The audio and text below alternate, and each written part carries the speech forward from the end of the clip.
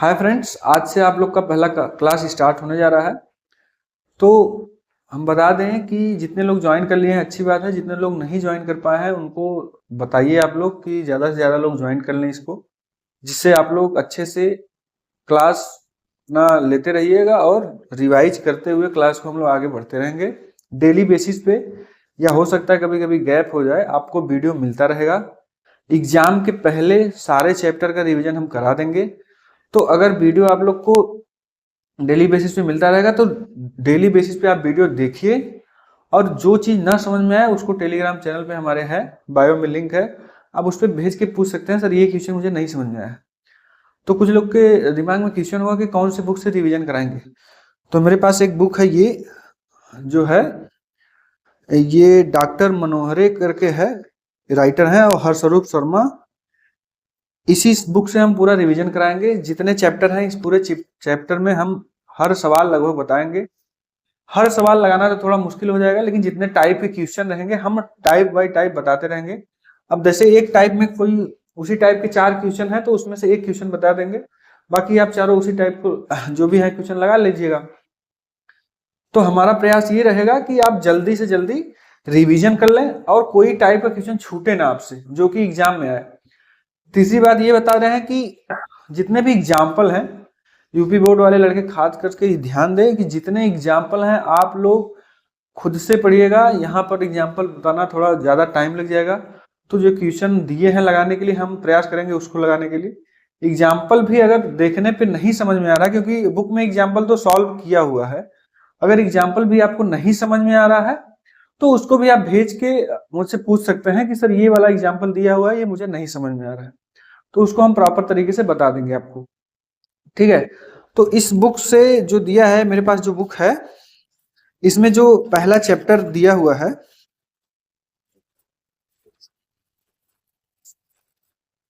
हो सकता है हम इस बुक में क्वेश्चन भी ना लिख पाए, तो हम जो बुक है, अगर आपके पास बुक रहेगा तो अच्छी बात है। तो ध्यान दीजिएगा, इस बुक से अगर नहीं है तो हम क्वेश्चन का फोटो खींच के टेलीग्राम चैनल पे भेज देंगे, आप वहां से टेलीग्राम चैनल पे ज्वाइन करके इस बुक का जो भी क्वेश्चन है हम आपको भेज देंगे, उसमें आपको समझ में आ जाएगा कि कौन सा क्वेश्चन सर बता रहे हैं। ठीक है, पहला इसमें जो चैप्टर दिया हुआ है अध्याय फर्स्ट का, वास्तविक संख्या है, रियल नंबर। ठीक है, तो आज हम इस पे बात करेंगे पहले चैप्टर पे कि इसमें क्या क्या दिया हुआ है। वास्तविक संख्याएं के बारे में दिया है, कौन कौन सी संख्याएं होती हैं। फिर कुछ एलसीएम एचसीएफ दिया हुआ है, जो आप लोग लस मस बोलते हैं हिंदी में, तो इसको भी बता देंगे। और कुछ अभाज्य गुणनखंड कैसे ज्ञात करना है उसको ज्ञात करना है। तो यही 3-4 बातें हैं इस चैप्टर में हम लोग कवर करेंगे।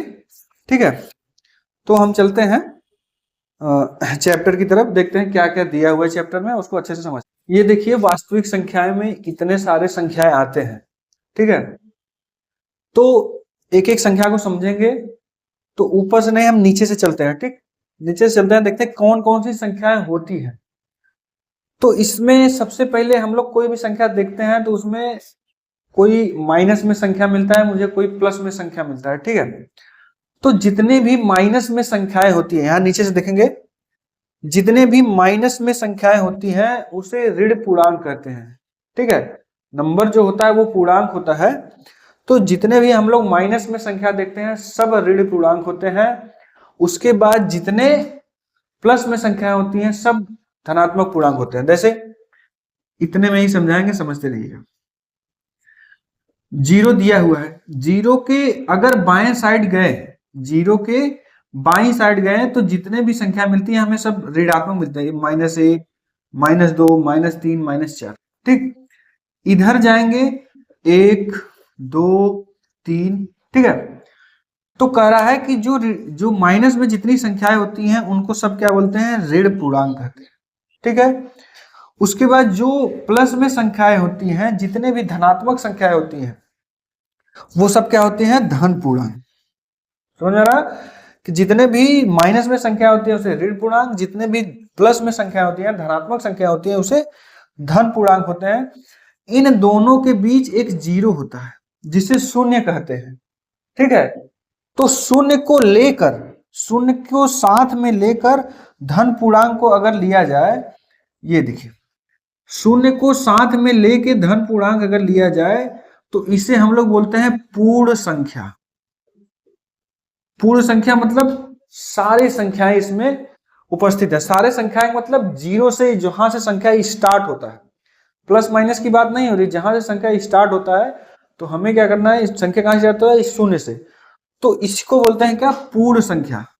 तो अगर जीरो है संख्या में, 0 1 2 3 4 5 है, तो ऐसी संख्या को पूर्ण संख्या बोलेंगे। अगर जीरो नहीं है, 1 2 3 4 5 है धन संख्या में, तो धन पूर्णांक उसको बोलेंगे। तो हमने यहां लिख दिया है कि इन दोनों को मिला के जो संख्या बनती है उसे क्या बोलते हैं, पूर्ण संख्या। ठीक है, ये हो गया ऋण पूर्णांक, ये हो गया धन पूर्णांक, ये हो गया शून्य, और इन दोनों को लेके क्या बनता है, पूर्ण संख्या। ठीक, अब कह रहा है कि इन तीनों के कॉम्बिनेशन को, तीनों मतलब ये ऋण पूर्णांक, धन पूर्णांक और जीरो को लेके जो संख्या होता है, उन तीनों को क्या बोलते हैं, पूर्णांक। मतलब हमारी जितनी भी संख्याएं होती हैं वो सब पूर्णांक में आती हैं। धन वाला, ऋण वाला और शून्य को भी लेके अगर सारी संख्याएं अगर एकत्रित करें तो उसको क्या बोलते हैं, पूर्णांक। ठीक, तो पूर्णांक में कौन कौन सी संख्या आ जाएंगी, सारी संख्याएं आ जाएंगी। ऋण वाला भी रहेगा, धन वाला भी रहेगा, जीरो वाला। पूर्णांक कितने प्रकार के होते हैं, 3 प्रकार के, धन पूर्णांक, ऋण पूर्णांक और शून्य। इन दोनों को मिलाएंगे तो पूर्ण संख्या। ठीक है, ये हो गया। अगला है भिन्न संख्या। भिन्न संख्या क्या होता है, जिसे p बाई क्यू मतलब जो बटे के रूप में, जिसको हम लोग बोलते हैं बटे के रूप में लिखा हो, कोई भी संख्या हो बटे के रूप में लिखा हो, उसे भिन्न संख्या कहते हैं।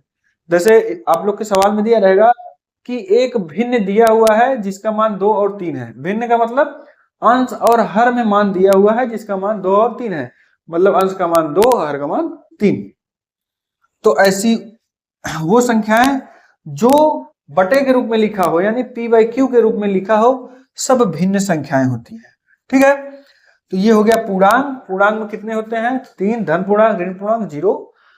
तो ये बटे के रूप में नहीं रहेगा, ये सब जितने भी संख्या है, जो भिन्न रहेगा वो क्या रहेगा, हमारा भिन्न संख्या वो p बाई क्यू के रूप में यानी बटे के रूप में लिखा रहता है। अब इन सब को मिला के हमारा जो संख्या बनता है उसे बोलते हैं परिमेय संख्या। ठीक है, परिमेय संख्या, इसको हम मिटा दे रहे हैं।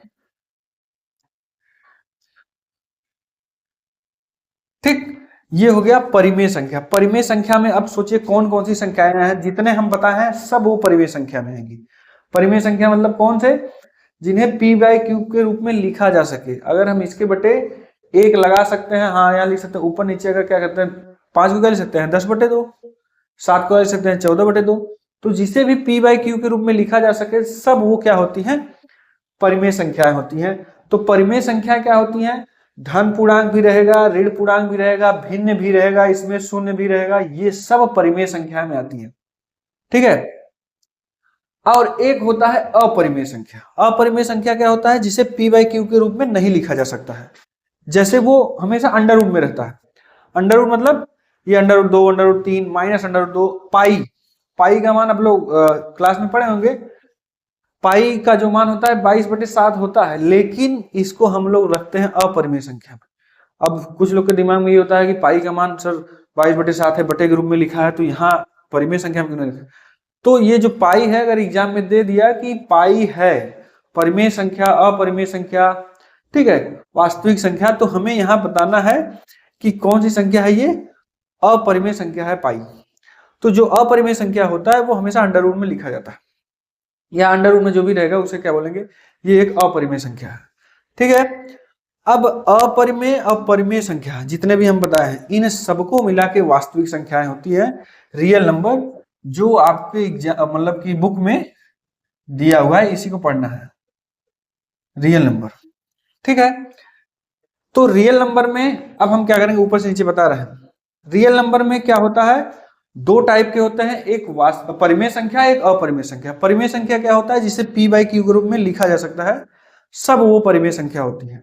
तो परिमेय संख्या में सब नंबर, जितने नंबर है आपके पास, धन वाला, ऋण वाला, जितने भी संख्याएं हैं, अंडर रूट में ना हो, अंडर रूट में ना हो मान, शून्य, ये सब परिमेय संख्या में आएंगे। परिमेय संख्या में जितने संख्याएं आप सब लिख सकते हैं, बटे के रूप में हो ना हो सब लिख सकते हैं। अब जो परिमेय संख्या है उसमें 2 प्रकार के अलग अलग डिवाइड हो जाते हैं, एक पूर्णांक होता है, एक भिन्न संख्या होता है। मतलब जो बटे वाला है वो अलग, जो पूर्णांक संख्या है वो अलग। तो भिन्न संख्या, इसको हम अलग कर दिए, इसको बोलते हैं जो बटे के रूप में लिखा हो या पी बाई के रूप में लिखा हो उसको क्या होता है, भिन्न संख्या। और जो भिन्न संख्या में ना हो, इसमें भी देखिए सब प्लस माइनस सब दिया हुआ है, तो ये इसको बोलते हैं पूर्णांक। पूर्णांक में कौन सा है, धन पूर्णांक, ऋण पूर्णांक और शून्य। तो शून्य को लेके अगर जो संख्या बनाई जाती है उसे पूर्ण संख्या बोलते हैं। ये रहा आपके पूरे वास्तविक संख्या है जी, इन सभी नंबरों से मिलके पूरा मैथ बना हुआ है, इसी के बारे में मुझे पढ़ना है। और कुछ संख्याएं जैसे है देखिए सम संख्या, वो सभी संख्याएं जो दो से कट जाए या विभक्त हो जाए या विभाजित हो जाए, वो सारी संख्याएं सम संख्या कहलाती हैं। विषम संख्या, वो सब संख्याएं जो खुद से केवल कटे, एक से या खुद से, ठीक है, वो विषम संख्याएं कहलाती हैं। जैसे एक हो गया, वो खुद से कटेगा, तीन या तो एक से कटेगा या तो तीन खुद से कटेगा, तो ये सब संख्याएं क्या आती हैं, विषम संख्याएं। सम और विषम, जो दो से विभाजित हो जाए वो क्या होगा, सम संख्या। यहां हम लिख दे रहे हैं जो दो से विभाजित हो जाए, जो विभाजित हो जाए वो सम संख्या। जो न विभाजित हो, न विभाजित, दो से न विभाजित हो, दो से न विभाजित हो, वो विषम संख्या, ठीक ना। सम संख्या क्या है, जो दो से कट जाए वो सम संख्या, जो दो से न कटे वो विषम संख्या, ठीक है।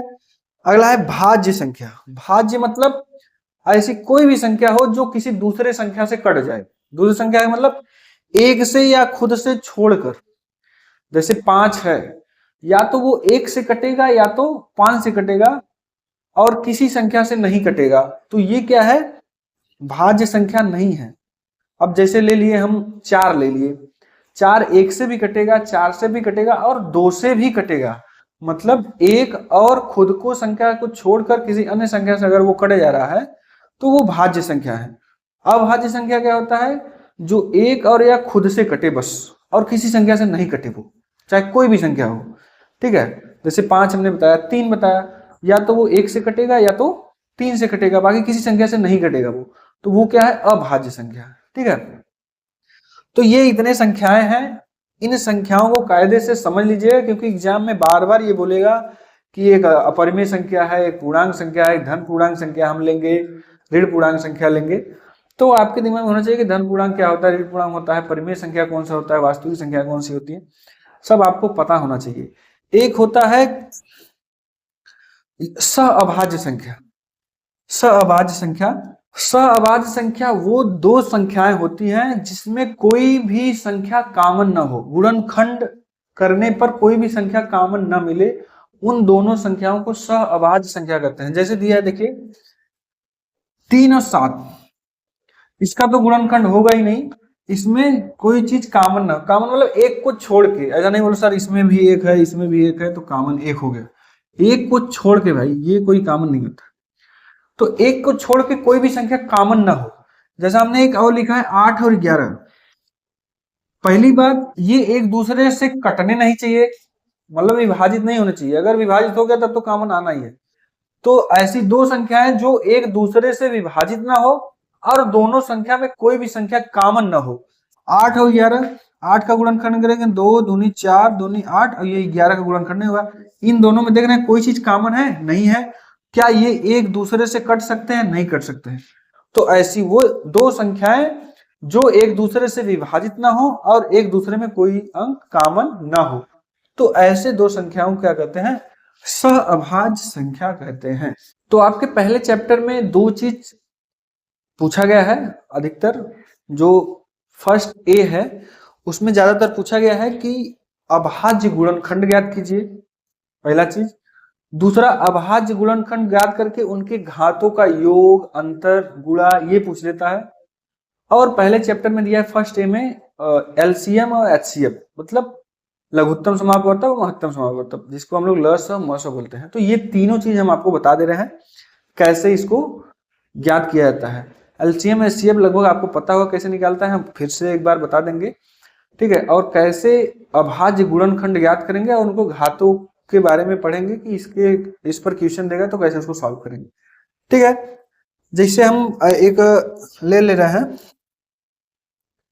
करा है कि 156 156 संख्या कोई दिया है, कह रहा है इसका अभाज्य गुणनखंड ज्ञात कीजिए। ठीक है, तो अभाज्य गुणनखंड ज्ञात कर लीजिए। इसको अभाज्य गुणनखंड मतलब इसको सीधा सीधा गुणनखंड करना है। तो गुणनखंड करने का एक सीधा फार्मूला है, हम लोग संख्या को लेंगे, सबसे पहले 2 से विभाजित करेंगे, 2 से विभाजित हो गया, नहीं तो 3 से विभाजित करेंगे, 3 से नहीं तो 4 से, जैसे हो सकता है करेंगे। तो हम 2 से काटेंगे, तो जैसे भाग देते हैं वैसे 2 सते कितना हो जाएगा 14, तो ये 15 है, तो शेष कितना बचेगा 1, तो 1 और ये 6 कितना हो जाएगा 16, तो 2 8 16। फिर देखेंगे क्या ये 2 से कटेगा, तो काटेंगे, नहीं कटेगा तो 3 से काटेंगे। 2 2 3 6, 1 शेष बचा, तो 2 9 8। अब क्या करेंगे, 2 से कटेगा नहीं कटेगा वो देखेंगे, तो 2 से नहीं कटेगा तो 3 से काटेंगे, 3 1 का 3, 3 3 का 9। 13 किसी संख्या से नहीं कटेगा, तो इसको 13 से ही करेंगे। तो मतलब जो 156 हम लिए हुए थे संख्या 156, उसका अभाज्य गुणनफल, अभाज्य गुणनफल देखिए 2 1 निकला और कितना है 2 2, तो इसको हम स्क्वायर लिख लेंगे। 1 3 है और 1 13 है।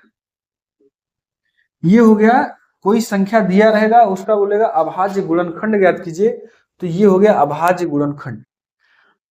कभी कभी क्वेश्चन में दिया रहेगा कि अभाज्य गुणनखंड करके ज्ञात करके इनके घातों का योग ज्ञात कीजिए। इनके घातों का योग मतलब देखिए इसके घाते 2 है, इसके घाते कुछ नहीं तो उसके घाते 1, इसके घाते कुछ नहीं उसके घाते 1, तो कह रहा है इनके घातों का योग ज्ञात कीजिए। ये कभी क्वेश्चन पूछेगा, तो घातों का योग मतलब 2 प्लस 1 और प्लस 1 कितना हो जाएगा 4।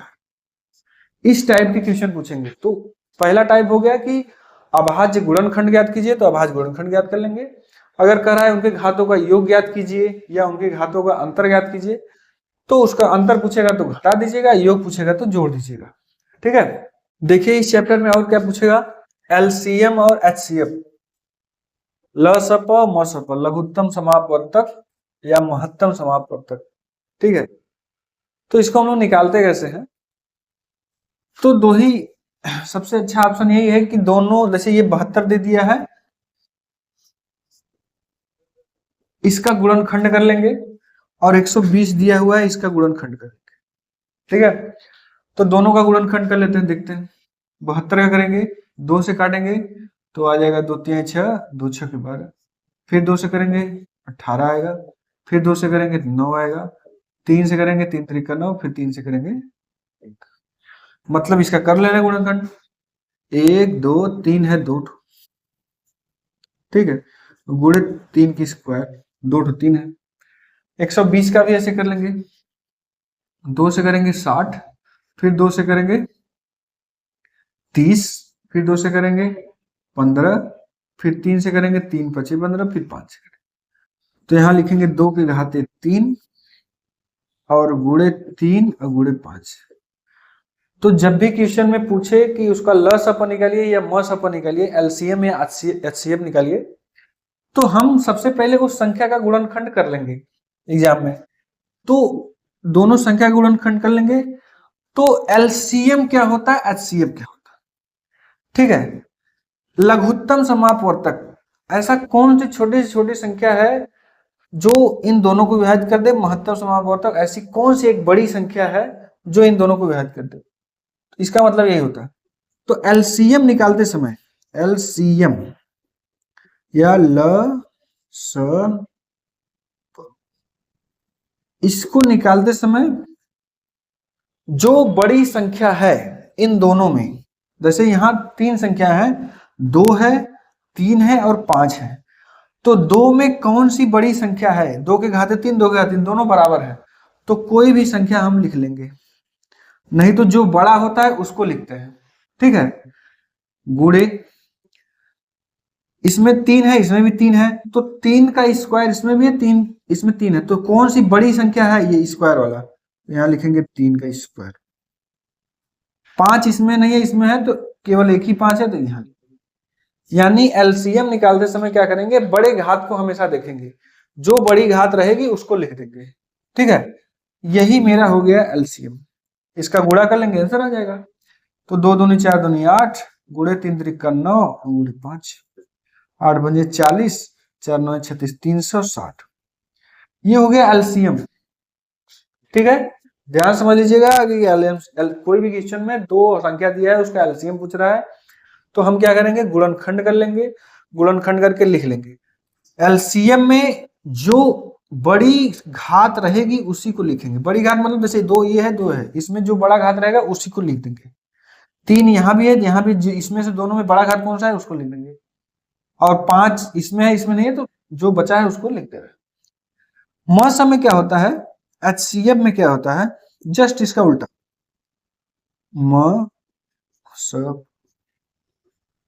मसप में क्या होगा, जो सबसे छोटी घात रहेगी पहली चीज, और उसके बाद दोनों में कॉमन होना चाहिए, दोनों में वो होना चाहिए तभी लिखना है। जैसे 5 इसमें है, इसमें नहीं है, तो उसको नहीं छोड़ देंगे। इसमें देखिए दोनों में 2 है, जो छोटी घात रहेगी उसको लिखेंगे, तो छोटी घात मतलब दोनों बराबर है, तो ये हो गया। इन दोनों में छोटा घात कौन सा है, 3 है, तो यहाँ गुणे 3। 5 है छोटी घात लेकिन दोनों में नहीं है, तो उसको छोड़ देंगे। ठीक है, तो इसको हम क्या करेंगे, 2 दूनी 4 दूनी 8 3 24, ये हो गया आपका मसप। तो ऐसे लसप और मसप निकालेंगे। एक फार्मूला है एलसीएम एचसीएफ का, हम लिखे संख्याओं का गुणनफल बराबर लसप गुणे मसप, यानी एलसीएम और एचसीएफ। तो संख्या जैसे 2 संख्या दिया रहेगा या 3 संख्या दिया रहेगा, लेकिन ये 2 संख्याओं के लिए ही फॉलो करेगा, 3 भी संख्या रहेगा तो फॉलो कर लेगा। तो संख्याओं का गुणनफल मतलब संख्या जो भी रहेगा उनका सब संख्याओं का गुणनफल, 2 संख्या रहेगा तो 2 संख्याओं का गुणनफल, 3 संख्या रहेगा तो 3 संख्याओं का गुणनफल। तो 2 संख्या दिया रहेगा और पूछेगा कि उसका लस इतना है तो मसप ज्ञात कीजिए। ठीक है, तो उसको हम लोग गुणनखंड द्वारा भी ज्ञात कर सकते हैं, लेकिन डायरेक्ट हम लोग फार्मूला भी द्वारा ज्ञात कर सकते हैं। तो हम संख्याओं का गुणनफल मतलब ये आपका जैसे पहली संख्या, पहला संख्या गुणे दूसरा संख्या, दूसरा संख्या बराबर एलसीएम गुणे एचसीएफ। मान लिए 2 संख्या दिया हुआ मुझे 99 और 153।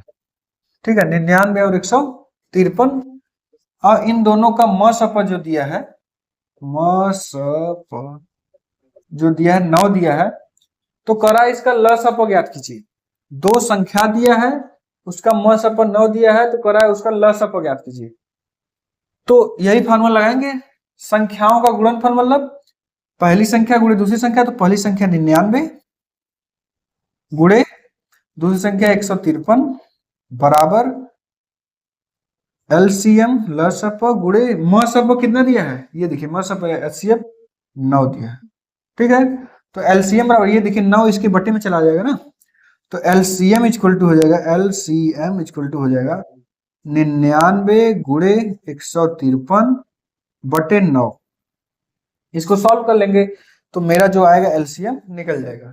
ऐसे एचसीएफ भी पूछ सकता है, मतलब लसप दिया रहेगा मसप पूछ लेगा, या ये भी हो सकता है कि लसप और मसप दिया रहे, एक संख्या दिया रहे और दूसरी संख्या पूछ ले, कुछ भी पूछ सकता है। मतलब 4 चीज है इसमें, पहली संख्या, दूसरी संख्या, तीसरी, 3 चीज दिया रहेगा, चौथा चीज पूछेगा आपसे, तो ये फार्मूला लगा के याद कर सकते हैं। और अगर साधारण पूछा है एलसीएम एचसीएफ निकालने के लिए, तो आप तो गुणनखंड करके निकाल सकते हैं। तो इसमें क्या करना है, 9 का भाग देंगे तो 11 आएगा, 11 का गुणा इसमें कर देंगे, 11 3 33, 11 5 55 और 3 58 के 8, हाथ में 5, 11 11 और 5 16, ये मेरा आंसर हो जाएगा। ठीक है, तो अगर ऐसा क्वेश्चन दिया रहे तो निकाल लेंगे।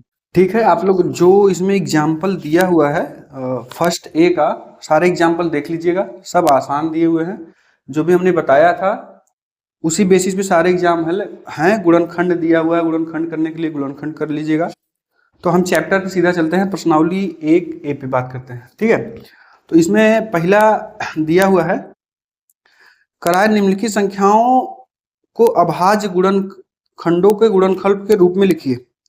तो कुछ अभाज्य गुणनफल दिए हैं, अगर आप उनको गुणनखंड के रूप में लिखिए। जैसे पहला दिया हुआ है इसमें, पहला इसमें दिया हुआ है 140 और दूसरा दिया हुआ है मान लीजिए 156। ठीक है, तो दिया हुआ है 5, लेकिन हम 2 का बता दे रहे हैं, वैसे पांचों होंगे।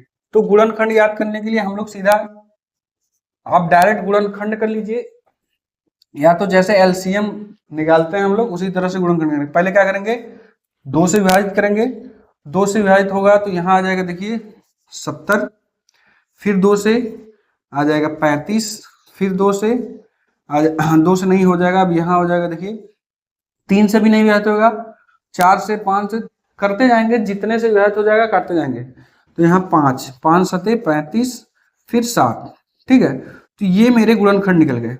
तो 140 को गुणनखंड के रूप में लिखना है, तो यहाँ हो जाएगा 2 गुणे 2 गुणे 5 गुणे 7। तो 2 2 बार है तो उसको घात के रूप में लिख देंगे, तो ये हो जाएगा 2 के घाते 2 गुणे 5 गुणे 7। इसी प्रकार सबको लिखना है, जितने इसमें सवाल दिए हैं फर्स्ट ए में, पहला में जो जितने सवाल दिए हैं सब इसी प्रकार लगेंगे, ठीक है। प्रश्नावली 1 का ए जो है सारे क्वेश्चन इसी टाइप से लगेंगे। दूसरा दिया है जैसे 156, 156 को क्या करेंगे, ऐसे ही याद करेंगे, 156 ले लिए, 2 से करेंगे, 2 सते 14, 1 बचा, 2 अठे 16, फिर 2 से, 2 तिहाई 6, यहाँ शेष 1 बचा, 2 9 18, फिर 3 से, 3 1 का 3, 3 3 का 9, 13 किसी से नहीं विभाजित होने वाला है तो 13 ही, ठीक है। तो 156 को क्या लिख सकते हैं, 2 गुणे 2 गुणे 3 गुणे 13, ठीक है। तो 2 बार है तो 2 का स्क्वायर यहाँ लिखेंगे और गुणे 3 गुणे 13, ठीक। तो इसमें 5 क्वेश्चन दिए हुए हैं, पांचों क्वेश्चन इसी टाइप से लगेंगे। आप गुणनखंड करेंगे और उसको घात के रूप में लिख देंगे, ठीक है। क्योंकि उसमें क्वेश्चन में आपसे पूछा है अभाज्य गुणनखंडों के गुणनफल के रूप में लिखिए। तो अभाज्य गुणनफल मतलब इतना छोटा में कर लीजिए, जैसे ये 2 अभाज्य गुणनफल है तो जितने 2 हैं उसके पावर लगा देंगे, 5 अभाज्य गुणनफल है, 7 अभाज्य गुणनफल, इस रूप में लिखना है। तो इस पहले में जितने भी 5 क्वेश्चन दिए हैं सारे के ऐसे गुणनखंड करेंगे और लिख देंगे, ऐसे ही पहले सॉल्व करेंगे। दूसरा में दिया है देखिए, पूर्णांकों के निम्नलिखित युग्मों से HCF और LCM मतलब लसपा और मसपा, ठीक है, ज्ञात कीजिए और इसकी जांच कीजिए कि दोनों संख्याओं का गुणनफल HCF गुणे LCM है, ठीक। ये हमारा दूसरा क्वेश्चन दिया है 26 और 91, 2 संख्या दिया है, करा इसका LCM भी निकालिए और HCF भी निकालिए और जांच भी कीजिए। किस चीज का जांच करना है, हम एक फार्मूला बताए थे कि 2 संख्याओं का गुणनफल, 2 संख्याओं का गुणनफल, संख्याओं का गुणनफल बराबर किसके होता है, LCM और HCF की, ठीक है। इसका भी जांच करना है। तो हम सबसे पहले क्वेश्चन देखते हैं, 26 और 91 का LCM HCF निकालते हैं। LCM HCF निकालने के लिए लसप या मसप निकालने के लिए सबसे पहले उसका गुणनखंड कर लेंगे। तो 26 का गुणनफल तो 13 दूनी 26 होता है, तो डायरेक्ट हम लिख दे रहे हैं 13 गुणे 2, 13 गुणे 2, ठीक है। और 91, 91 का आपको पहाड़ा पता होगा, तो 13 सते 91 होता है, तो इसका गुणनफल 13 गुणे 7, ठीक। ये दोनों का गुणनफल, किसी का LCM HCF निकालने के लिए सबसे पहले क्या करेंगे, उसका गुणनखंड कर देंगे। तो गुणनखंड कर दिए इसका, ठीक। तो हमें क्या करना है, घात में देखना है। तो सबसे पहले LCM निकालते हैं, लसप। लसप में क्या होता है कि जो बड़ा घात होता है उसको लिखते हैं, ठीक है, और उसके बाद जो संख्या छूटा रहता है उसको भी लिख देते हैं।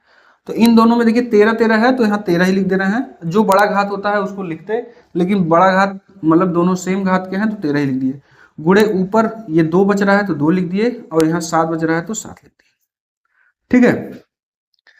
और HCM निकालना, इसका गुणा कर सकते हैं हम लोग, कर लेंगे 13 सत्ते 91, 91 दूनी कितना हो जाएगा 182, ये हो जाएगा LCM।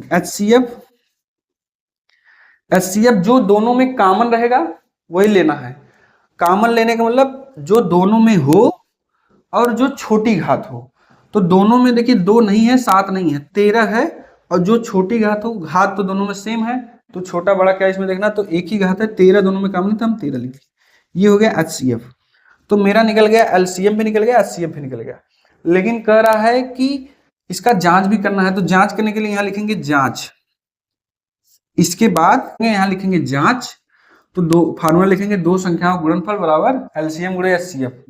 तो दो संख्या क्या है मेरा 26 था और गुणे 91 बराबर एलसीएम मेरा कितना है 182 और गुणे 13 एचसीएफ।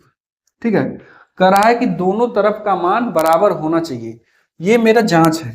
ठीक है, ये एलसीएम एचसीएफ निकालने के बाद हमें जांच करना है। ठीक है, तो जांच देखिए 26 का 91 में गुणा करते हैं, तो 26 में 91 गुणा जैसे आप लोग करते हैं वैसे नॉर्मली करिएगा। इसके शॉर्ट ट्रिक भी है सॉल्व करने के लिए, गुणा करने के लिए। तो अभी शॉर्ट ट्रिक मत देखिए, आप लोग आराम से, हाई स्कूल में है, आराम से गुणा करिए, गुणा में कोई गलती ना हो, जहां गलती होगा आपका आंसर नहीं आना है।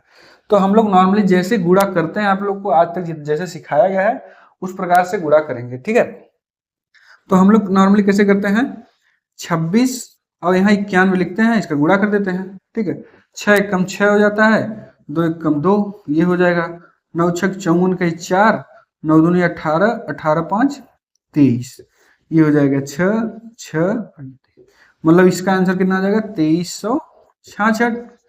ऐसे दूसरे पक्ष का भी गुणा कर लेंगे, 182 और 13, 3 दूनी 6, 8 त्रिक 24 के 4 और 3 एक का 3 और 2 5, ये हो गया। यहाँ 1 का गुणा 2 करेंगे, यहाँ 8, इसका गुणा करेंगे 1, ये 6 हो जाएगा, ये 6 हो गया, 8 5 13 और 1 और 1 2, 2366 इस साइड।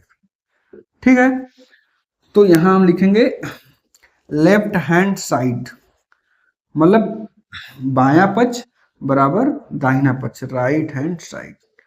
ठीक है, ये इतना लिख के आप लोग का आंसर, मतलब दोनों पक्ष अगर बराबर हो गए तो मेरी जो जांच है वो सही है। अगर दोनों पक्ष बराबर ना आए तो मतलब आपका जांच कहीं ना कहीं गलत है, मतलब एलसीएम एचसीएफ गलत है, या तो आप जो गुणा किए हैं वो गलत है। ठीक है, तो गुणा करने का आपको ट्रिक भी बताएंगे आगे कैसे जल्दी सॉल्व करते हैं, लेकिन आप अभी जैसे बताएं कि हाई स्कूल पढ़ रहे हैं, छोटा छोटा कैलकुलेशन आप जल्दीबाजी के चक्कर में गलत कर देंगे, सवाल गलत हो जाएगा। तो जैसे आप लोग गुणा करते हैं वैसे ही करिएगा। ठीक है, तो ये पहला क्वेश्चन था। इसी प्रकार इसमें एक और क्वेश्चन दिया है, दूसरा भी करा देते हैं। दिया है इसमें 3 क्वेश्चन, तो ये 2022 में पूछा गया है, यूपी बोर्ड में 2022 में पूछा गया है। तो अगला क्वेश्चन जो दिया है 510 और 92, ये 2024 में पूछा गया है। अगला क्वेश्चन देखिए, ये है प्रश्नावली एक का दूसरा क्वेश्चन है, ये भी 2024 में दिया है। 2024 में यूपी बोर्ड में 2024 में ये क्वेश्चन दिया हुआ है। इसका भी यही कर रहा है कि इसका एलसीएम निकालिए, एचसीएफ निकालिए और इसका जांच करिए कि दोनों संख्याओं का गुणनफल एलसीएम गुणे एचसीएफ के बराबर होता है। तो हम सबसे पहले क्या करेंगे, इन दोनों का गुणनखंड ज्ञात करेंगे।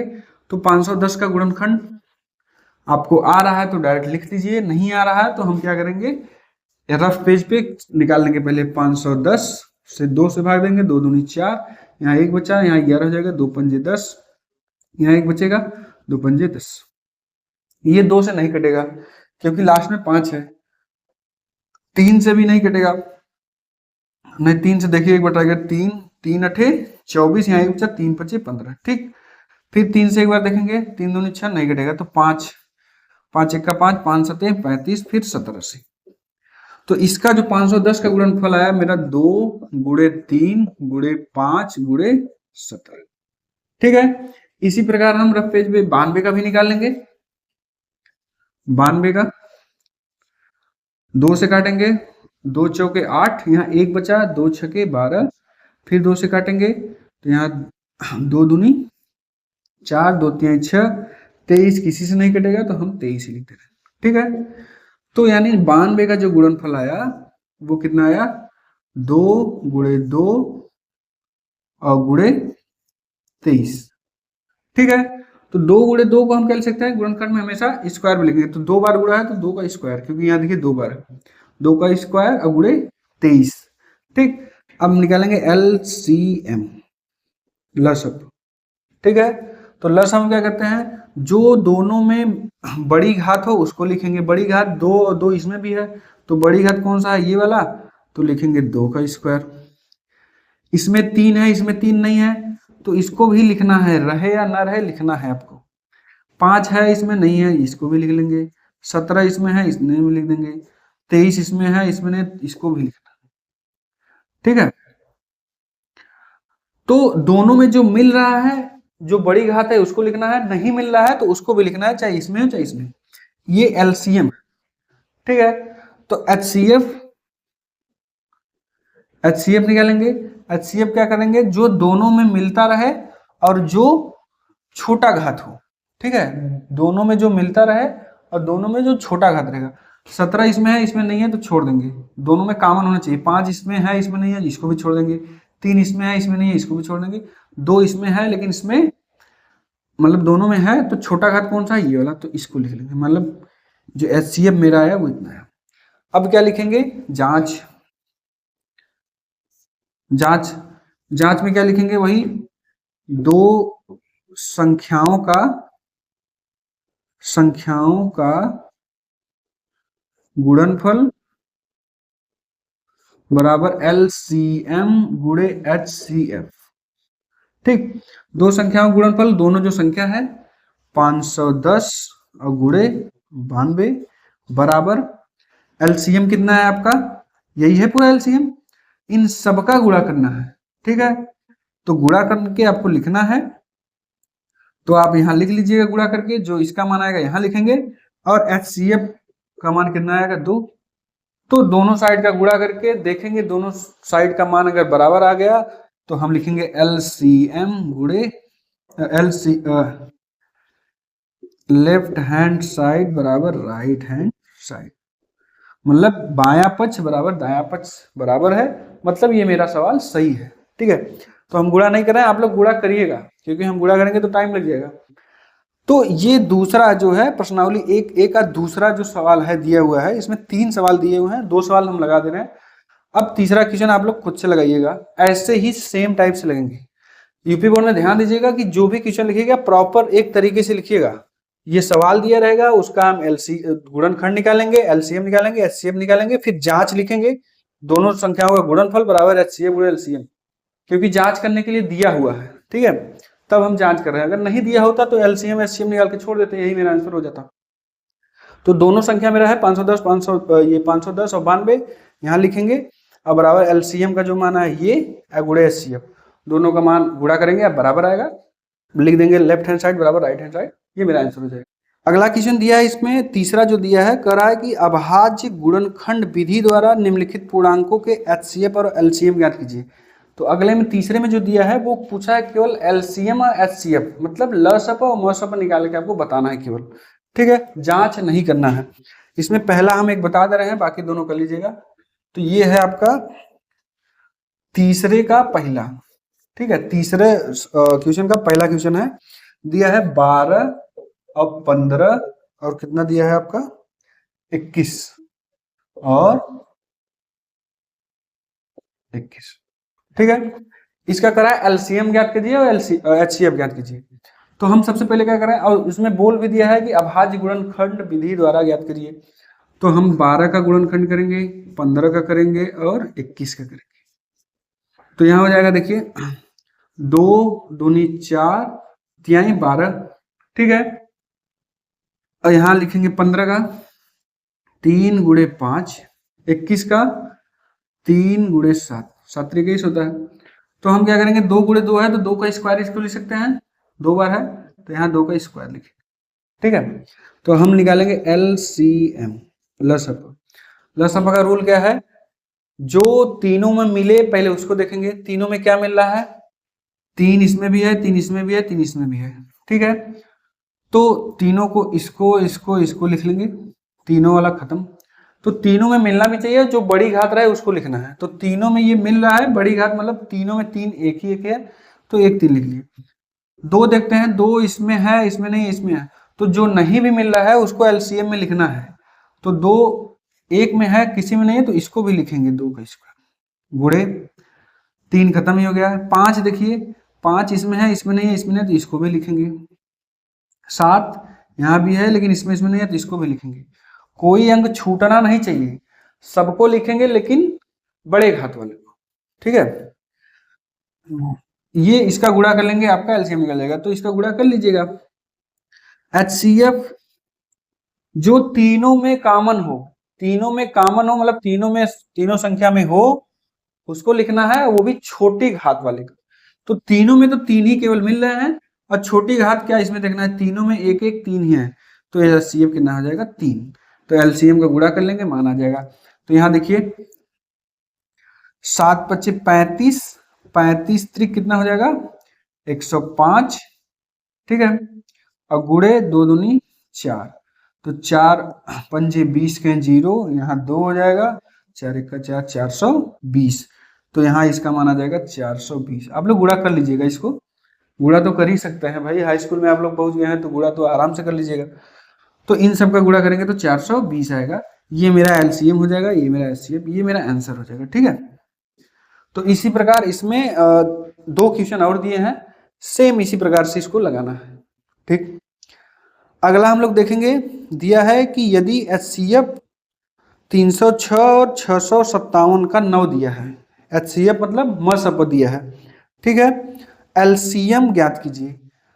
तो हम लोग कैसे ज्ञात करेंगे देखते हैं इसमें। तो चौथा क्वेश्चन देखिए, दिया हुआ है यदि एचसीएफ, एचसीएफ मतलब मसप इन दोनों संख्याओं का दिया हुआ है 9, तो कह रहा है एलसीएम ज्ञात कीजिए। तो इसका एक फार्मूला हमने बताया था, दो संख्याओं का गुणनफल बराबर एलसीएम गुणे एचसीएफ, वही फार्मूला लगाएंगे। तो यहाँ लिखेंगे सूत्र, सूत्र लिखेंगे जैसे दो संख्याओं का गुणनफल, संख्याओं का गुणनफल बराबर क्या होता है एलसीएम गुणे एचसीएफ, ठीक। दो संख्याओं का गुणनफल मतलब ये संख्या है, दोनों संख्या है, तो 306 गुणे 657, ठीक है, बराबर एलसीएम मुझे निकालना है और एचसीएफ दिया है कितना 9, ठीक। तो एलसीएम बराबर क्या हो जाएगा, ये 9 इसके बटे आ जाएगा, तो एलसीएम बराबर हो जाएगा 306 गुणे, ये आपको खींचना नहीं है भाई एग्जाम में, 306 गुणे 657 बटे कितना हो जाएगा 9, ठीक है। तो इसको काट लेंगे आप, या तो देखिए ये कट रहा है, ये कट रहा है, दोनों में से एक काटेंगे। तो यहाँ 9 त्रिक 27, 3 बार जाएगा, यहाँ 3 शेष ही बचेगा, और 9 चौके 36, ठीक है। तो एलसीएम बराबर हो जाएगा 34 गुणे 657। ये आप गुणा कर लीजिएगा, गुणा फिर हम आपको बता रहे हैं, जल्दीबाजी में गुणा मत करिएगा, 657 लिखिएगा, जैसे आप लोग गुणा करते हैं वैसे करिएगा। 7 चौके 28, 5 चौके 20, 2 22, 6 चौक 24 और 2 26, ये हो गया, गुणे 7 त्रिक 21 के 1, 5 15, 2 17 के 7, फिर उसके बाद 6 त्रिक 18 1 19, ये हो जाएगा 8, ये हो जाएगा 3, 7 6 13 के 3, 9 2 11 1 12, कितना हो जाएगा एलसीएम बराबर कितना हो जाएगा आपका 22,338। ये मेरा आंसर हो जाएगा, इसको नहीं लिखना है, ठीक है। तो जितना हम ये बता रहे हैं प्रॉपर तरीके से उतना ही लिखना है, नहीं तो हम इधर से इधर कर रहे हैं 9 को, तो इसको भी आप लोग लाइन बोर्ड में खींच दीजिएगा, तो ये गलत हो जाएगा भाई, ये मत करिएगा इसमें। इसका मतलब ये है कि आप कहीं से नकल मार के लिख रहे हैं, ठीक है। तो जैसा कि हम एग्जाम में एक बता रहे हैं कहानी, एक बच्चा था, वो क्या करता था आगे वाले के नकल करके बार बार अपना क्वेश्चन कर रहा था, तो वो सवाल लगाते गया, ठीक है। तो लगाया गया, अब वो एक लाइन उसका गलत हो गया, तो वो क्या भाई जो आगे वाला लिख रहा है वो सेम टू सेम कॉपी करते चला जा रहा है, तो एक लाइन उसका कोई गलत हो गया, मान लीजिए ये लाइन उसका गलत हो गया, तो ये इसको काट दिया, तो वो भी लिख के ऐसे काट दिया। तो उससे पता चल जाता ना भाई, इतना थोड़ी ना, ये अगर वो गलत था उसका तो वो काट दिया, आप तो समझ रहे हैं नकल मार रहे हैं, तो वो तो भाई काट दिया तो यानी गलत है, वो काट दिया है, तो आप क्यों उसको लिख के काट रहे हैं। तो मतलब नकल मारने में इतना लोग बिजी होता है कि ये लग रहा है भैया लिख के काट दिए, वो भी लिखना जरूरी है, ठीक है।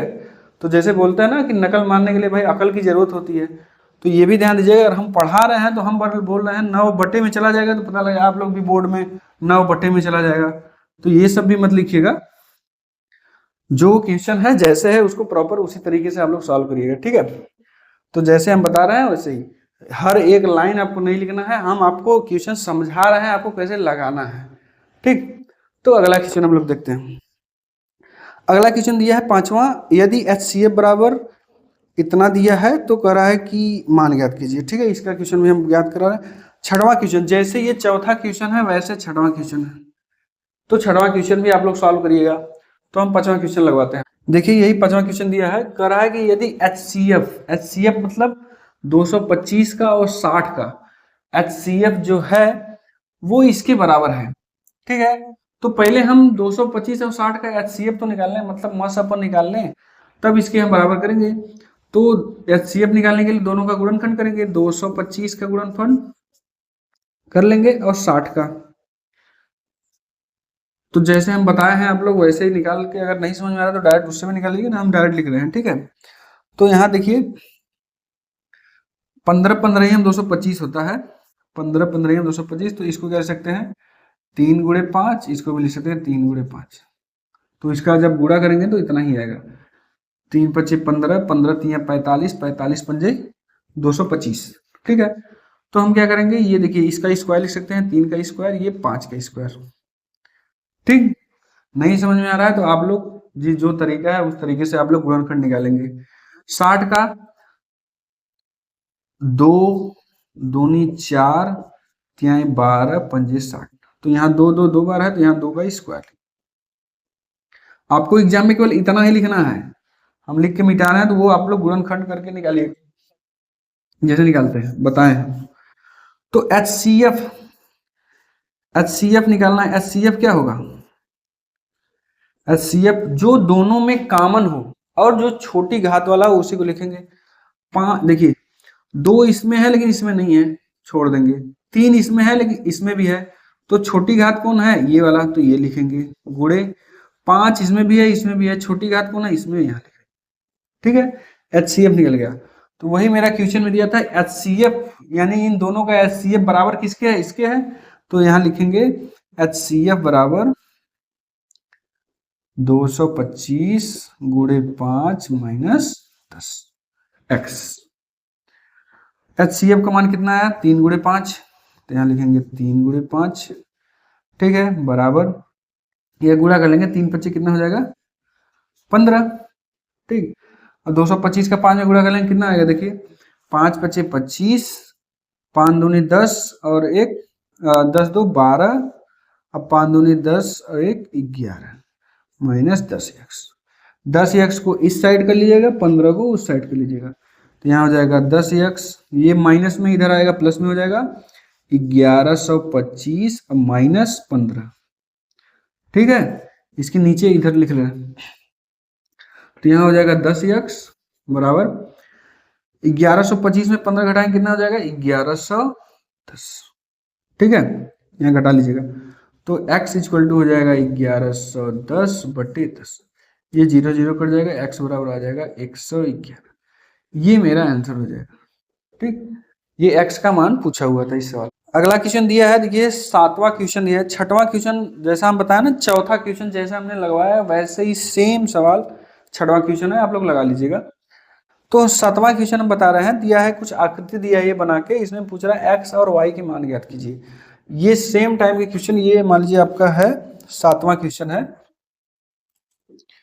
ये 7वां क्वेश्चन है, 7वां और ये 12वां और ये 14 नंबर, ये तीनों क्वेश्चन इसी टाइप से लगना है। तो एक टाइप देख लीजिएगा कैसे लग रहा है, तीनों क्वेश्चन आपको उसी टाइप से लगाना है, ठीक है। तो अगर जब भी ये इस टाइप के चित्र दिए हुए हैं तो इसका मतलब यही है, देखिए जहां एक संख्या दिया है जहां से 2 पार्ट हुए हैं, इसका मतलब ये है कि ये दोनों गुणनखंड या इन दोनों को गुणा करने पे इसका मान आएगा, ठीक है। इसी प्रकार सारे क्वेश्चन सॉल्व करना है, तो क्या करेंगे, यहां से चालू करेंगे, नीचे से ही सॉल्व करना है आपको हमेशा। ऐसे कभी कभी वर्टिकल में दे देगा तो ये तो ऐसे लिखे, या तो हॉरिजॉन्टल में, आपको दोनों सॉल्व उसी तरीके से करना है। तो यहां से जो लास्ट में पार्ट हुआ है इसका मतलब है इन दोनों का गुणा करेंगे, इसका मान आएगा। तो यहां हम लिखेंगे x बराबर 3 गुणे 7, ठीक है।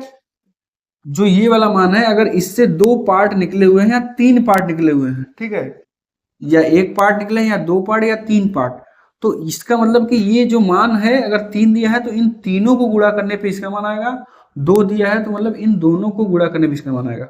तो x का मान 3 और 7 को गुणा करने पे आएगा, तो x इक्वल टू कितना हो जाएगा आपका, इसका गुणा करेंगे तो कितना हो जाएगा 21, x का मान आ गया। अब y का मतलब क्या है, इससे दो पार्ट निकले हुए हैं 4 और x, तो यानी y बराबर किसका किसका गुणा करेंगे, 4 और x का, मतलब 4 गुणे x का मान रख देंगे क्योंकि निकाल चुके हैं, इन दोनों का गुणा करेंगे तो y का मान आएगा, तो y इक्वल टू 4 गुणे 21, ठीक है। इसका गुणा करेंगे 4 एक का 4 और 4 दूनी 8, तो ये हो गया y का मान। अब ये हो गया, तो यहाँ लिखेंगे, नीचे लिखेंगे x बराबर 21 और y बराबर 84, ये मेरा आंसर हो जाएगा। तो तीनों सवाल 7वां 12वां और 14वां सवाल सेम इसी टाइप से लगेंगे, नीचे से लगाएंगे, दोनों का गुणा करेंगे, ये मान आएगा। जिसका मान पूछ रहा है, इसका मान पूछ रहा है, तो इन दोनों का गुणा करेंगे तो मान, तो हमेशा नीचे से सॉल्व कर देंगे, सारे का मान निकल जाएगा। तो ये तीनों सवाल आपको इसी टाइप से लगाने हैं और ऐसे ही लगाना है प्रॉपर। अगला क्वेश्चन देखिए, 8वां क्वेश्चन दिया है कि 18 और 117 के HCF मतलब मसअपों को 18m - 117 के रूप में दर्शाया गया है, मतलब कि इन दोनों का जो मसअप है वो इसके बराबर है। तो कह रहा है कि m का मान ज्ञात कीजिए, तो हम सबसे पहले क्या करेंगे, 18 और 117 का क्या करेंगे, मसअप निकालेंगे। तो यहाँ लिखेंगे 18 का गुणनफल क्या होता है, 2 गुणे 3 गुणे 3, तो यहाँ 3 का स्क्वायर करते हैं, 3 3 9 दूनी 18। 117 गुणनखंड का एक तरीका आपको पहाड़ा पे अगर अच्छे तरीके से याद रहेगा तो गुणनखंड छोटा वाला जो रहेगा वो कर सकते हैं, जो बड़ा अंक रहेगा वो निकाल सकते हैं आप लोग। तो 117 जैसे किस पहाड़े में आता है, तो 13 के पहाड़े में आता है, तो होता है 13 9 117, तो 13 में 9 का गुणा करेंगे 17 हो जाएगा, तो हम 9 को लिख दे रहे हैं 3 का स्क्वायर और गुणे 13, 3 3 का 9, 9 में 13 गुणा करेंगे तो 117 आ जाएगा। ये दोनों का गुणनखंड ज्ञात कर लेंगे। नहीं अगर इस समझ में आ रहा है यहाँ पर, तो जैसे हम बताए हैं इस तरीके से आप लोग करिएगा, ठीक है, रफ पेज पे। तो ये हो जाएगा। तो मसअप या HCF किसके बराबर है, 18m - 117 इसके बराबर है, क्योंकि क्वेश्चन में दिया हुआ है कि 18 117 के HCF को इतने के रूप में दर्शाया गया, मतलब इतने के बराबर दिखाया गया। तो इन दोनों का HCF क्या होगा, HCF क्या होगा, जो दोनों में कॉमन हो और जो छोटी घात वाला हो उसी को लिखेंगे। 2 दोनों में नहीं है, इसको छोड़ देंगे, 13 दोनों में नहीं है, छोड़ देंगे, 3 का स्क्वायर इसके में है, 3 का स्क्वायर, मतलब जो HCF आएगा वो कितना आ जाएगा, 3 का स्क्वायर मतलब 9। तो यहाँ हम लिखेंगे HCF का मान हो जाएगा 9 बराबर 18m - 117। 117 को इस साइड कर लेंगे तो यहाँ हो जाएगा 9 + 117 बराबर 18m, ठीक है। तो इसको जोड़ेंगे तो आ जाएगा 126, ठीक है। तो यहाँ बराबर 18m, तो m बराबर हो जाएगा आपका 126/18, 18 × 126, ये मेरा आंसर हो जाएगा। मतलब m का जो मान आएगा वो कितना आ जाएगा, 7, यही मेरा आंसर हो जाएगा। तो इसको इस तरीके से सॉल्व करेंगे। अगला क्वेश्चन देखिए, 9वां क्वेश्चन दिया है, जांच कीजिए कि किसी प्राकृतिक संख्या n के लिए, देखिए हम सारा क्वेश्चन लिखेंगे नहीं, आपको ये बुक लेना है, इस बुक से हम रिवीजन करा रहे हैं, ये बुक आपको आपके पास होना चाहिए अगर रिवीजन आप कर रहे हैं तो, क्योंकि ये बुक बेस्ट माना जाता है यूपी बोर्ड के लिए, तो इसीलिए हम इससे रिवीजन आपका करा रहे हैं। तो ये बुक सबके पास होना चाहिए रिवीजन करने के लिए। अगर नहीं है आपके पास तो जो भी क्वेश्चन हम बता रहे हैं यहाँ पर, सारे क्वेश्चन का फोटो हम खींच के टेलीग्राम चैनल पे हम डाल दे रहे हैं, चैप्टर वाइज डाल देंगे, एग्जाम्पल भी डाल देंगे, आप लोग एग्जाम्पल भी देख लीजिएगा। तो हम हर क्वेश्चन आपको यहाँ से पढ़ के, कुछ भाई जो लिखना है उसको अगर लिखने में टाइम जा रहा है उतने में हम पढ़ के आपको बता दे रहे हैं क्वेश्चन, तो ये ध्यान दीजिएगा। तो 9वां क्वेश्चन जो दिया है वो दिया है कि जांच कीजिए कि क्या किसी प्राकृतिक संख्या n के लिए संख्या 6 के घाते n अंक 0 पर समाप्त हो सकती है। तो दिया है संख्या, 9वां क्वेश्चन है, दिया है संख्या, क्या संख्या 6 के घाते n, 6 के घाते n, n का मतलब जिसमें दिया है प्राकृतिक संख्या, मतलब 1 2 3 4 5 कुछ भी रख सकते हैं, कोई भी एक ऐसी प्राकृतिक संख्या n का मान बताइए जिसमें उसमें जो पहला अंक है वो 0 हो जाए। क्वेश्चन में यही दिया है कि उसमें जो पहला अंक हो मतलब इकाई अंक पे समाप्त हो जाए, इकाई अंक जो समाप्त होने वाली संख्या है वो 0 हो। तो हम रख के देख लेते हैं। मान लिया, माना n बराबर 1 2 3 4, तो हम 3 4 करके लिखते हैं। 6 के घाते 1 रखेंगे तो 6 आएगा, 6 के घाते 2 रखेंगे तो कितना आ जाएगा, 6 गुणे 6 कितना आ जाएगा 36, इसमें भी 6 ही आया। तो 6 के घाते 3 रखेंगे, 6 गुणे 6 गुणे 6, तो 6 36 छक्का 216 होता है। तो हम क्या देख रहे हैं, हर n का मान कितना भी रख रहे हैं, इकाई का अंक या समाप्त होने वाली जो संख्या है वो हमेशा 6 ही आ रही है। इसलिए हम लिखेंगे कि कोई भी ऐसी कोई प्राकृतिक संख्या नहीं है, n का मान कुछ नहीं हो सकता जो कि 0 पे समाप्त हो जाए। 6 के घाते n में कुछ भी कोई भी संख्या रखें कि 0 पे समाप्त हो जाए। तो यहां लिख देंगे, अतः n का कोई मान संभव नहीं है, संभव नहीं है कि 6 घाते n में रखने पर प्राप्त संख्या 0 पर समाप्त हो, ठीक है। क्योंकि हम मान रख के देख लिए हैं, 1 रखे हैं, 2 रखे हैं, 3 रखे हैं, किसी पे मान नहीं समाप्त हो रहा है। तो हम वही चीज जो हम जानते हैं कि हर बार 6 ही आ रहा है, लास्ट वाला अंक जो समाप्त होने वाला अंक है वो 0 करा है कि दिखाइए कि कौन सी ऐसी संख्या है जो n का मान रख दें कि 0 समाप्त वाली संख्या आ जाए। तो सब पे 6 आ रहा है, तो हम कौन सी संख्या रखेंगे। तो कोई भी संख्या नहीं आ रहा है तो हम लिख देंगे अपने भाषा में, जैसे हम लोग अब बोल रहे हैं उसी प्रकार लिखना है। तो हम लिख देंगे n का कोई भी मान संभव नहीं है, क्योंकि हम n का मान रख रहे हैं, कुछ पे कोई भी मान 0 पे नहीं आ रहा है। कोई भी मान संभव नहीं है कि 6 के घाते n में रखने पर प्राप्त संख्या 0 पे समाप्त हो, ठीक है। इतना लिख के छोड़ देंगे, ये मेरा सॉल्व हो जाएगा। अगला क्वेश्चन देखें, 10वां क्वेश्चन कह रहा है कि व्याख्या कीजिए कि 7 गुणे 11 गुणे 13 प्लस 13 और 7 गुणे 6 गुणे 5 4 3 2 1 गुणे में है, भाज्य संख्या है।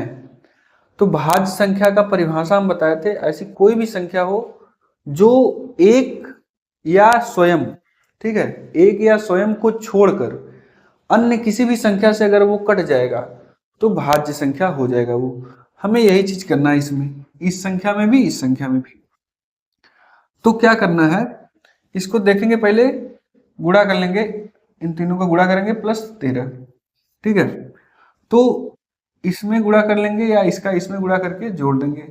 तो हम बड़े वाले का बड़ा करते हैं, 11 में 13 का गुणा करेंगे। देखिए 7 गुणे 11 त्रिक 33 और 11 एक का 11 4 11 3 14 और प्लस 13।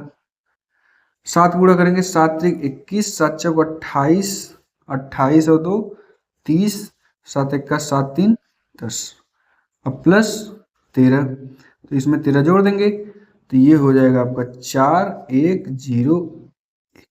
ये मेरा संख्या मिल गया इतना जोड़ने पे। ये अब देखेंगे कि क्या एक और या स्वयं को छोड़कर किसी संख्या से विभाजित हो सकता है।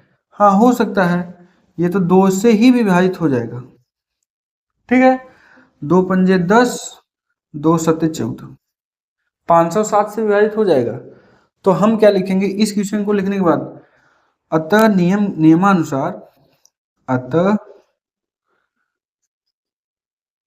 नियमानुसार एक या स्वयं, ठीक है, स्वयं को छोड़कर यह संख्या अन्य संख्या से विभाजित हो जाती है, विभाजित हो जाती है। इसलिए यह एक भाज्य संख्या है, ठीक है, भाज्य संख्या है, ठीक है। तो अगर यहाँ समझ में नहीं आ रहा है क्या लिख रहे हैं तो हम बोल रहे हैं, ठीक ना, लिख देंगे अतः नियमानुसार एक या स्वयं को छोड़कर या किसी अन्य संख्या से विभाजित हो जा रहा है, इसलिए यह जो संख्या है वो भाज्य संख्या है। ठीक है, तो ये हो जाएगा। इसी प्रकार इसको भी गुणा करके देखेंगे किसी तीसरे संख्या से, मतलब एक या स्वयं को छोड़कर तीसरे संख्या से अगर विभाजित हो जाएगा तो यहां लिख देंगे अतः नियमानुसार एक या स्वयं संख्या को छोड़कर किसी अन्य संख्या से विभाजित हो जा रहा है, अतः यह एक भाज्य संख्या है। इसी प्रकार इसको भी सॉल्व करें, इसके बाद नीचे भी उसको भी लिख देंगे। इस क्वेश्चन में देखिए यहाँ पर +5 है। ठीक है, ये क्वेश्चन अभी हम भेजेंगे तो आप ध्यान दीजिएगा, इसमें +5 है, तो इन सब का गुणा करके +5 कर देंगे, जितना आंसर आएगा उसको देखेंगे या किसी अन्य संख्या से कट रहा है तो लिख देंगे, ये पूरा चीज लिख देंगे सेम टू सेम नीचे। ठीक, तो 1 से लेके 10 तक सारे क्वेश्चन हमने बता दिए हैं। जो भी इस क्वेश्चन में ना समझ में आएगा वो आप पूछ सकते हैं। हमने जैसा कि बताया टेलीग्राम चैनल है, आप मोर पे नीचे वीडियो के नीचे जाएंगे, मोर पे क्लिक करेंगे, उसमें टेलीग्राम चैनल का लिंक आएगा, उस पर क्लिक करके आप लोग ज्वाइन कर लीजिएगा टेलीग्राम चैनल। उसमें इस पूरे चैप्टर का हम ये एग्जाम्पल और ये पूरे क्वेश्चन हम भेज दे रहे हैं आपको। तो जो भी हम पढ़ा रहे हैं उसमें ना समझ में आ रहा है तो आप उसमें उस चैप्टर का फोटो खींच के आप भेज दीजिएगा, ये सवाल नहीं समझ में आ रहा है तो हम फिर से बता देंगे उस चीज को। ठीक है, रिवीजन अच्छे से करिए। ठीक है, बाकी जितने लोग ज्वाइन नहीं हुए हैं, आसपास के जितने लोग हैं उन लोग को बता दीजिएगा कि रिवीजन क्लास चालू हो गया है इस चैनल पे। आप लोग इस चैनल पे जाके चैनल को सब्सक्राइब कर लीजिएगा। सब्सक्राइब करने से ये फायदा रहेगा, सब्सक्राइब करिएगा, साथ साथ बेल आइकन का एक उसमें बना रहता है, उसको भी क्लिक कर दीजिएगा ऑल पे। उससे क्या होगा, जितने वीडियो हम डालते जाएंगे आपको नोटिफिकेशन आ जाएगा, उसमें नोटिफिकेशन आ जाएगा कि अगला वीडियो आपको मिल गया है। तो 1 से 10 तक हमने बता दिए हैं सारे क्वेश्चन, इसमें कोई डाउट नहीं होना चाहिए मेरे हिसाब से। अगर कोई डाउट है तो पूछ सकते हैं। अगला इसमें 10 क्वेश्चन इस चैप्टर में आया है तो वो अगला वीडियो में हम 10 क्वेश्चन को सॉल्व कराते हैं। ठीक है, धन्यवाद। ऐसे ही आप लोग इस सवाल को लगाते रहिए और समझते रहिए। अगले वीडियो में फिर मिलते हैं, धन्यवाद।